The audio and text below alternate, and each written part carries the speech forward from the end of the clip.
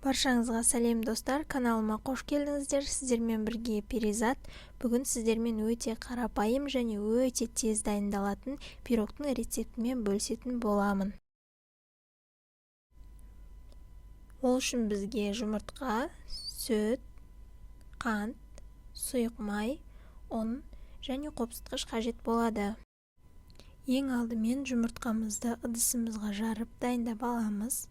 Үстінен қантымызды қосып, аппақ масса болғанша миксерлейтін боламыз. Дайын болған массамызға сүтімізді, сұйық майымызды құямыз.